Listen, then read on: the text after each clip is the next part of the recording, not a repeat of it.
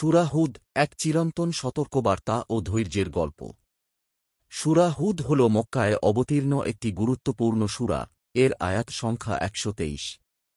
এটি পবিত্র কুরআনের ১১তম সূরা। এই সূরায় মূলত অতীতের বিভিন্ন নবী আলাইহি ওয়াসাল্লামদের কাহিনী বর্ণনা করা হয়েছে, যাতে মানবজাতি শিক্ষা গ্রহণ করতে পারে এবং আল্লাহর পথে ফিরে আসে। শানের নুজুল, অবতীর্ণ হওয়ার প্রেক্ষাপট। মক্কার কাফেররা রাসূলুল্লাহ সাল্লাল্লাহু আলাইহি ওয়াসাল্লামকে এবং তার অনুসারীদের উপর অত্যাচার করছিল। তাদের কুফর, অহংকার এবং সত্যের প্রতি অবহেলা দেখে আল্লাহ এই সূরা নাজিল করেন, যাতে মুসলিমরা ধৈর্য ধারণ করে এবং তাদের ঈমান দৃঢ় করে। মূল বার্তা ও বিষয়বস্তু: এক, তাওহীদ বা একত্ববাদে আহ্বান।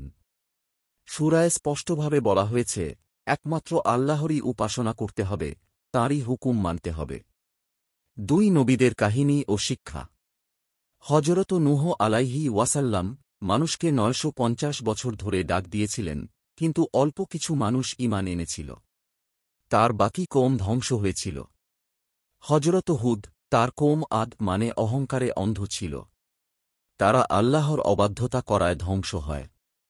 হযরত সালেহ আলাইহি ওয়াসাল্লাম, তার কওম সামুদ উটনীকে হত্যা করে শাস্তি ডেকে আনে।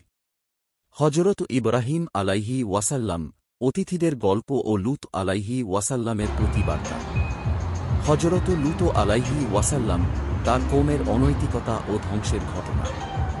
হযরত শুআইব আলাইহি ওয়াসাল্লাম, মাকতলায় প্রতারণা করা মাদিয়ানবাসীর পরিণতি। হযরত মূসা আলাইহি ওয়াসাল্লাম, ফেরাউনের গল্পের সংক্ষিপ্ত উল্লেখ। ৩, আখিরাতের ভয়াবহতা। এই সূরায় আখিরাতের জবাবদিহি ও শাস্তির ভয়াবহ চিত্র ফুটিয়ে তোলা হয়েছে। ৪, ধৈর্যের শিক্ষা। নবী সাল্লাল্লাহু আলাইহি ওয়াসাল্লামকে বলা হয়েছে, যেমন নবীরা ধৈর্য ধরেছে, তুমিও ধৈর্য ধরো। আধুনিক জীবনের জন্য শিক্ষা। সত্যের পথে চলা সহজ নয়, বাধা আসবেই। কিন্তু হুদ আলাইহি ওয়াসাল্লামের গল্প থেকে আমরা শিখি, যে ব্যক্তি সত্যের উপর অবিচল থাকে, আল্লাহ তা সাহায্য করেন। অহংকার ও অন্যায় অবশেষে ধ্বংসের কারণ। ব্যক্তি হোক বা জাতি, অন্যায়ের পরিণাম অবধারিত। পরিবারের জন্য দায়বদ্ধতা। নূহ আলাইহি ওয়াসাল্লামের ছেলের ঘটনা থেকে বোঝা যায়, শুধু সম্পর্ক নয়, ঈমানই শেষ পর্যন্ত রক্ষা করে। আল্লাহর উপর পূর্ণ ভরসা ও তোবা করা জরুরি। বৈজ্ঞানিক ইঙ্গিত। নূহ আলাইহি ওয়াসাল্লামের বন্যার ঘটনা আধুনিক গবেষণায়ও আলোচিত। প্রাচীন বন্যার চিহ্ন বিভিন্ন স্থানে আবিষ্কৃত হয়েছে। এতে বোঝা যায়, কুরআনের ইতিহাস অন্ধবিশ্বাস নয়, বরং প্রমাণিত সত্য।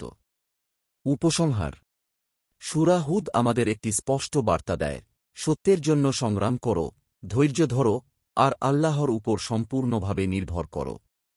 এই সূরায় ইতিহাস, শিক্ষা এবং আখিরাতের ভয়াবহতা মিলিয়ে এমন এক চিত্র আঁকা হয়েছে, যা আমাদের আত্মশুদ্ধির পথ দেখায়।